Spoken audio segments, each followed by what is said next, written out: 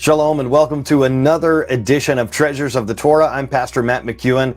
I want to thank you for joining us this week. Our Torah portion is called Vayishlach. We mentioned last week about Jacob and his vision of the ladder, Jacob's ladder, or as we say in Hebrew, Sulam Yaakov. And I told you that last week we weren't going to sort of get into future events, meaning this week's Torah portion, where we talked about a wrestling match.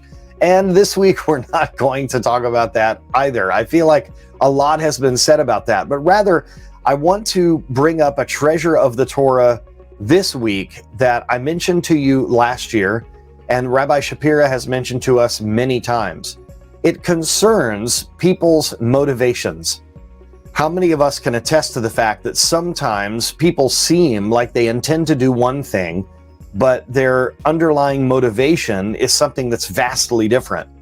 If we are honest with ourselves, we may even confess that we have been like that we sometimes will seem very innocent on the outside or having one particular purpose in mind. But if someone were to delve beneath the surface, perhaps they would see that our motivations weren't entirely pure all the time. And that's exactly what we have going on here. After the famous wrestling match, we have an incident where Jacob is approaching Esau, and Esau comes to him. And let me read it to you straight from the scripture so that I get it correct here. In verse 4 of chapter 33, it says this in the book of Genesis: "And Esau ran to meet him, and he embraced him and fell on his neck and kissed him." Now, what's so interesting is there's a treasure, there's a clue in the Torah scroll that you won't get in a printed Bible. And that is the word here, Vayishlach, and he kissed him, has something interesting about it. What is interesting? What is the treasure of the Torah that we can mine this week? That word for "and he kissed him" has dots above it on a Torah scroll that is written by hand. What do these dots mean? I will tell you, they are not cantillation marks and they are not vowel points. As we know, Torah scrolls don't have vowel points, nor do they have cantillation marks. But we see that something is going on here that is a bit of a clue. It's a treasure in the Torah. Well, what can we gain from this?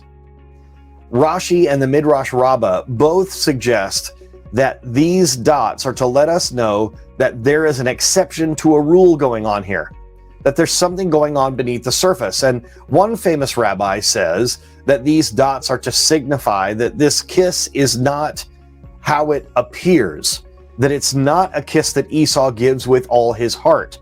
And that is one interpretation that we could take. That is a valid opinion. But as Rabbi Shapira likes to say, if you have two Jews, you have three opinions. And much of the fun of studying the Bible in Judaism is looking at the different opinions of the different commentators. After all, we say that the Torah, we refer to it as the Shevi'im Panim LaTorah, the 70 faces of the Torah. And so there are different opinions, different interpretations, different commentaries that we can glean from. So let me give you a bit of a more sinister interpretation. One interpretation by our rabbis actually says that the reason that this word for "and he kissed him" is highlighted by these dots above the word is to say that it was not a kiss at all, that Esau approached as if to kiss Jacob, his twin brother. However, what he really did was try to bite him on the neck, tried to attack him in such a savage way, to actually bite him on the neck. But what do our rabbis say? That the Holy One, blessed be He, in order to protect the righteous Jacob, caused his neck to become like marble, and the evil one's teeth was broken on it. The teeth were broken on the marble-like neck of Jacob. Now, this is a very curious story. Can we take this literally? Is this just a midrash? Well, that's for you to keep learning and studying and to decide for yourself. After all, as we say, there are many different opinions on these types of things. But something that we can all learn from this is that sometimes people come to us under the guise sometimes of peace or respect.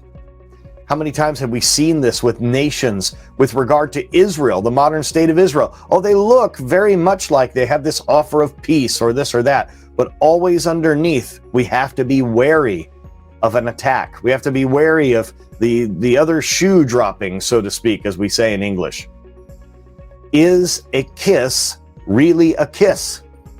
Or is it an attack? Or at least on the lighter side, is the kiss truly, is it meant to be a kiss? Is it done with all the heart? Or is it, God forbid, like the kiss in the Garden of Gethsemane from Judas? We have to be wary, not only of others' intentions, we need to be on guard that the enemy not use us, that our intentions must always be pure and from the right state, from the supply of holiness and not from trickery. Thank you for joining me once again this week for the Treasures of the Torah. If you'd like to learn with us in our yeshiva, you can go to shuvu.tv and you can register there. You can put in your application and go through the interview process to see if the yeshiva is right for you. And also, if you have not purchased and read Rabbi Shapiro's latest book, The Torá According to COVID-19, go to goodnewscovid19.net and get it today. Thank you so much for digging with me into the treasures of the Torah. We will see you next week. Shabbat Shalom.